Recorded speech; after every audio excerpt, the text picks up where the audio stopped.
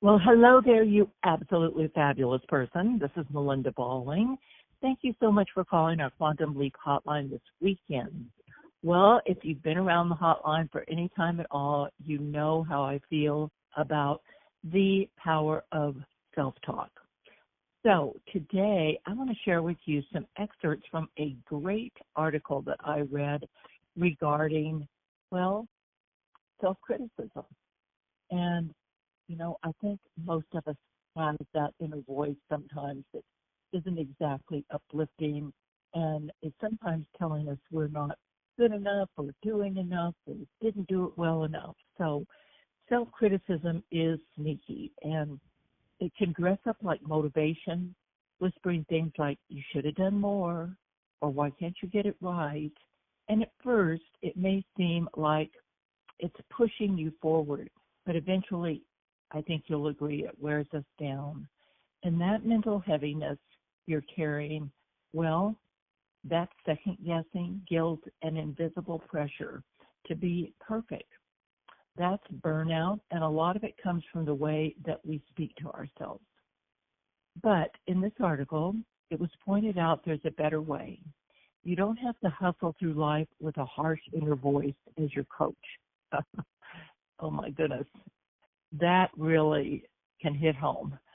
You can still grow, improve, and show up for your goals, but from a place of grace instead of guilt or grit your teeth pressure, as the article said.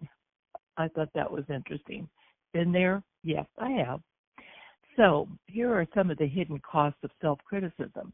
It doesn't always show up as a loud, obvious negative voice. Sometimes it's subtle.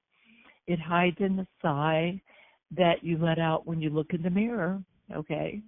It lingers in the, I should have done better after a long day.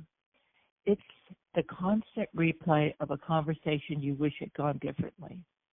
Over time, this inner narrative starts to feel normal, and that's kind of dangerous, wouldn't you agree? It's like background noise you've learned to live with. But the cost of carrying that kind of pressure adds up. Mentally, it's going to chip away at our self-worth. We start believing that we'll never be enough unless we're constantly improving or achieving. And emotionally, it can leave us feeling drained because, well, beating yourself up takes energy. And physically, it can trigger a stress response, leading to tension headaches, fatigue, even trouble sleeping, or a racing mind that just won't quit. And we don't often link burnout to the way we talk to ourselves, but the connection is very real. The article goes on to say, when our internal world is full of judgment, there's no safe place to land. No matter how much we accomplish, it's never quite good enough. And that's not just exhausting. My friends, that is really unsustainable. You and I weren't meant to live in a constant battle with ourselves. Healing starts when we begin to see that softness isn't weakness. It's actually where our strength can breathe. So why do we do this? Why do we have these internal conversations with ourselves? And why is it so common? Well, the truth is most of us didn't wake up one day and decide to be hard on ourselves. It actually started early, maybe in childhood, maybe during school, maybe from watching adults who never gave themselves a break. We were taught, often silently, that self-criticism equals responsibility, that being tough on ourselves is how we stay in line, stay motivated, stay, quote, good. Yeah. Well, some of us learned that love was earned, not freely given. And that's sad, but it is a fact. So we internalize that idea. Be better, do more, don't mess up, and then you'll be worthy. Over time, that voice in our head started sounding a lot like discipline, but underneath it, it's just fear. Fear of failure, fear of being unlovable, and, well, fear of disappointing others. And then there's our culture. Our productivity, obsessed, compassion-fueled highlight reel Well, that world tells us we should always be improving. Social media is flooded with people who have it all together, and even though you know it's filtered and curated, part of you still wonders why you're not doing more. Self-criticism becomes the default setting. But here's the truth. It's not your fault. It's a pattern that was passed down, reinforced, and repeated. The good news, patterns can be unlearned, and it starts with awareness. And you've heard me share before that really it starts with an awareness and then retraining our brain, rewiring those neural pathways. And it can be done. Does it take effort? Does it take catching yourself in the act? Yes, it does, but it's so worth it. So the article goes on to say some of the signs that you might experience that you're being really too hard on yourselves. Sometimes we don't even realize we're being unkind to ourselves. The inner critic is so familiar and so woven into our daily thoughts that it blends in like background static. But the article goes on to say there are signs like, well, little emotional red flags waiting for your attention. So one, you might catch yourself replaying a mistake from days ago, dissecting every detail and wondering why you didn't handle it better. Or maybe you downplay your wins, brushing off compliments or success with it's not that really a big a deal. You push yourself to keep going even when your body is begging for rest because somewhere inside you believe that pausing makes you lazy or weak or, I'm just going to add, puts you behind. You may feel like you're never doing enough no matter how much you actually do. Well, that to-do list stays full, but your sense of satisfaction never quite catches up. You're constantly comparing yourself to others, feeling behind or inadequate, even when your journey is completely different. You know, we've said in Mary Kay over the years, sometimes we're comparing our best with our worst with somebody else's best. And, well, comparison is deadly. Okay, and here's a big one. You feel emotionally drained. Even when life looks fine on paper, that's often a clue that the exhaustion isn't from doing too much, it's from being too harsh on yourself while doing it. So recognizing these patterns doesn't mean you've failed. It means you're waking up. And that awareness is the first step towards healing. So here's a better way, shifting from self-criticism to I would say compassion. Here's the truth. Most of us weren't taught being kind to ourselves doesn't make you weak, lazy, or unmotivated. It makes you whole. When you start replacing criticism with compassion, everything shifts. Not overnight, of course, but over time. And that shift, my friends, that can be life-changing. So, again, begin with awareness. When that harsh voice pipes up, pause, notice it without judgment. We don't have to argue with it, but we also don't have to accept it as truth. Get curious instead. Ask yourself, would I speak this way to someone I love? If the answer is no, then it doesn't belong in your self-talk. Then name the need. Behind every harsh thought is usually a need that's gone unmet. Maybe it's rest, maybe it's reassurance, maybe it's a simple need to be seen and valued. Try asking, what part of me is hurting right now? What would comfort look like in this moment? You're not weak for needing care, my friends. You're human. Next, practice speaking gently.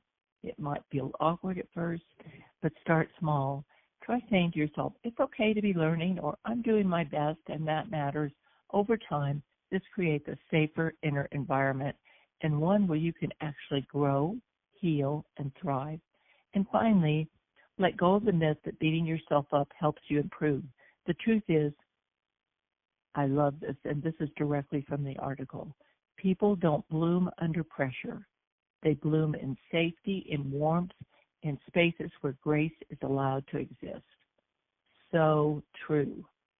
So the way that we speak to ourselves matters. So let's make that voice one that heals, not harms. You don't have to overhaul your entire mindset overnight. No, that's not even possible. So start with small intentional moments of self-kindness. They can create powerful shifts.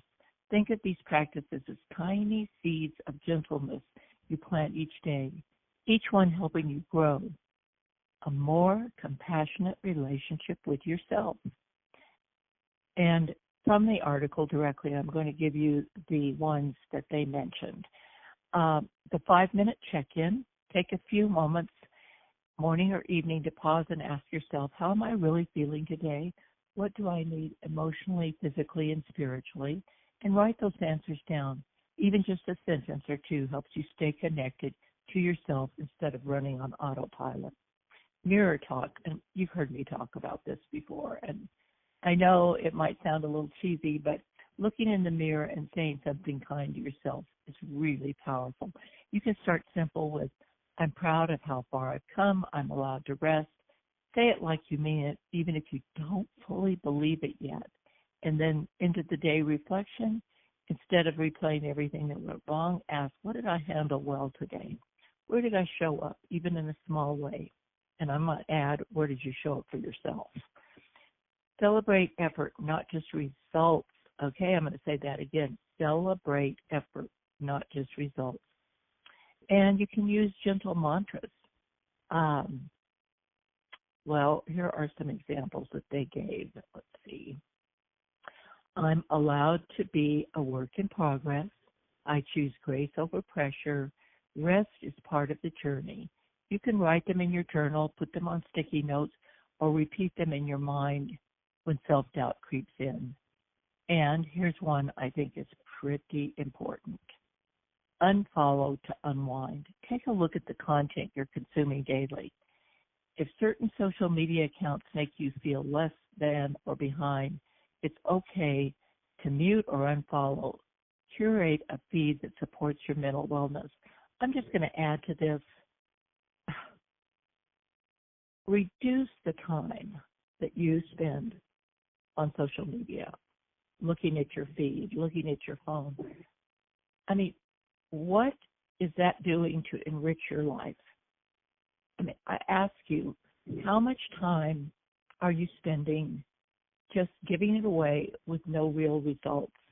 And sometimes coming away from that experience feeling less than. All right, so be gentle with yourself. Remember, my friends, you don't have to be perfect to be worthy. Nobody's perfect. It's all about progress. You don't have to earn rest, love, or joy by proving yourself over and over again. And you definitely don't need to keep pushing just to feel like you matter. You've already done so much. You've carried heavy things quietly. I know that you have. You've shown up on days when it felt impossible, and you've grown in ways you rarely give yourself credit for. That deserves acknowledgement. That deserves kindness. So if you've been feeling tired, not just physically, but deep in your soul tired, it might be time to lay down the habit of self-judgment and pick up something gentler, something healing.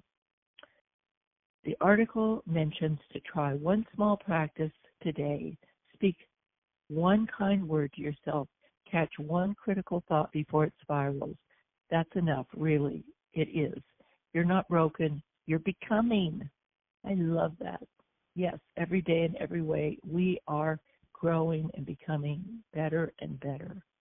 And I'm going to say better friends with ourselves. And the way you treat yourself in the process will shape everything that follows. All right, my friends. Well, this is long. And if you stayed with me till the end, I do have an affirmation for you today. All right. I am my greatest encourager. I speak truth, strength, and kindness over my life. Again, I am my greatest encourager. I speak truth, strength, and kindness over my life. Once more, I am my greatest encourager. I speak truth, strength, and kindness over my life. Yes, let's do that. Let's do that, my dear friends. Well, thanks again for calling. Have a beautiful and blessed day and a wonderful weekend. And remember, self-love is important. It is extremely important. Practice it. Practice it every day. All right.